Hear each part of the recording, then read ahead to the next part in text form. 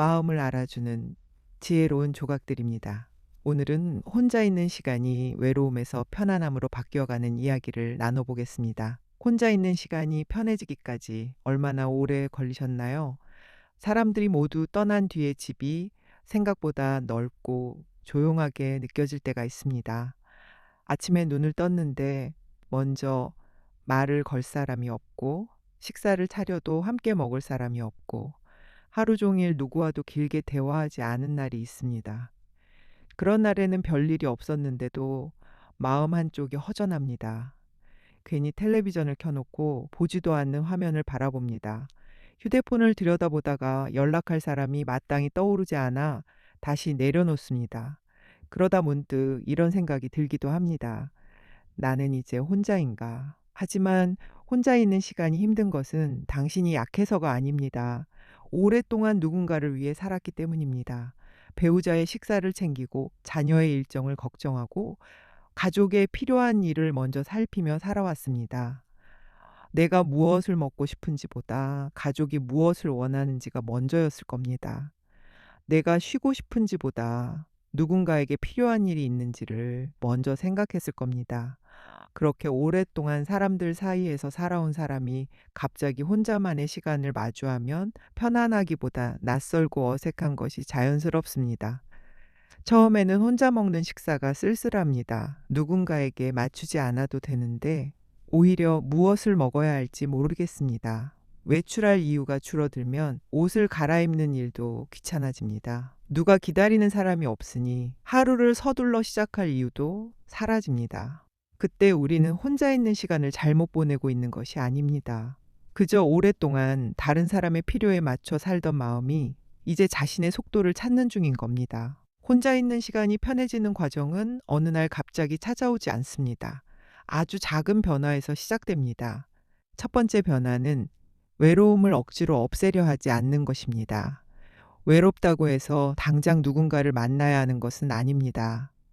외로움을 느낀다고 해서 내 삶이 잘못된 것도 아닙니다.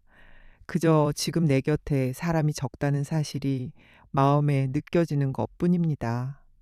그 마음을 이렇게 말해보세요. 나는 지금 외롭구나.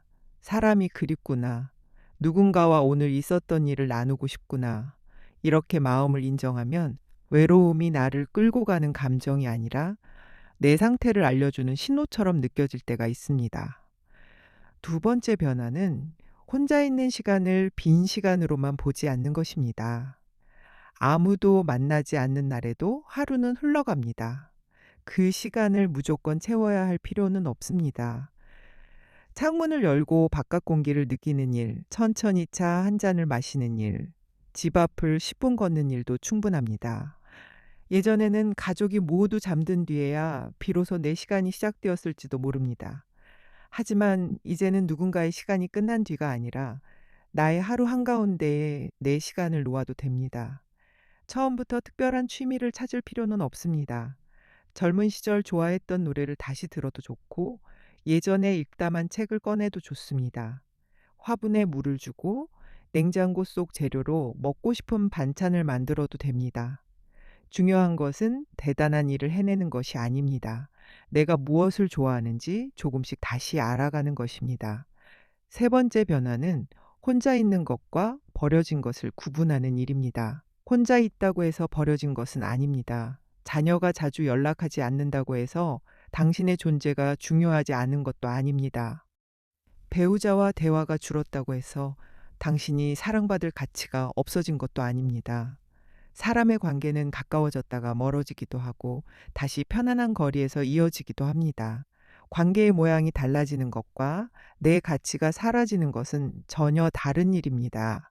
이 구분이 조금씩 생기면 혼자 있는 시간에도 나를 함부로 판단하지 않게 됩니다.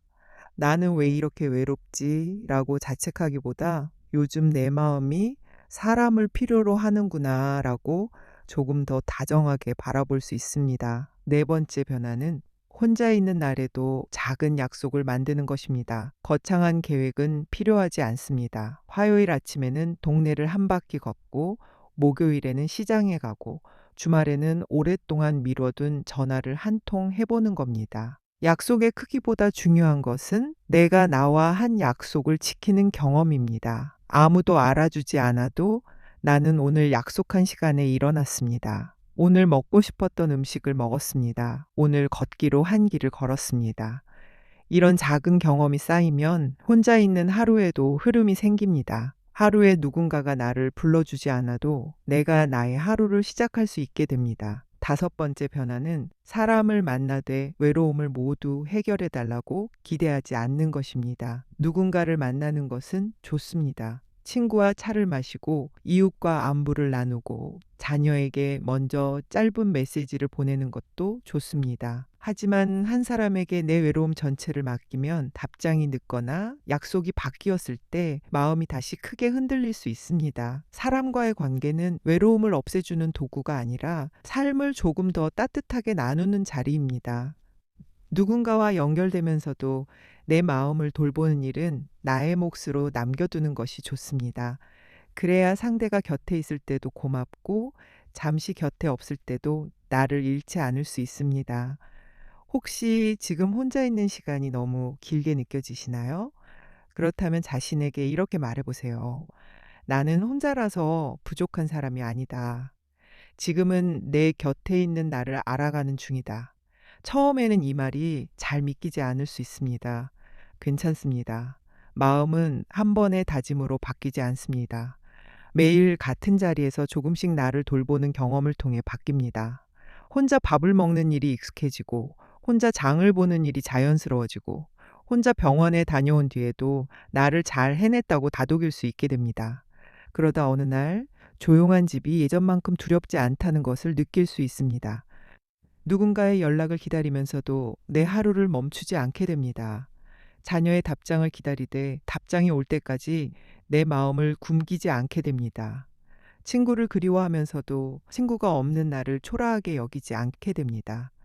그때 비로소 알게 됩니다. 혼자 있는 시간이 편해진다는 것은 외로움을 느끼지 않게 되는 것이 아닙니다. 외로움을 느끼는 날에도 나 자신을 버리지 않게 되는 것입니다. 사람이 그리운 날에는 그립다고 인정하고 누군가와 이야기하고 싶은 날에는 짧게라도 먼저 안부를 건네보세요. 그리고 아무도 만날 수 없는 날에는 내가 나의 곁을 지켜주세요. 따뜻한 밥을 차려주고 몸을 조금 움직여주고 오늘 하루도 잘 버텨온 마음을 다독여주세요. 당신은 오랫동안 많은 사람의 곁을 지켜왔습니다.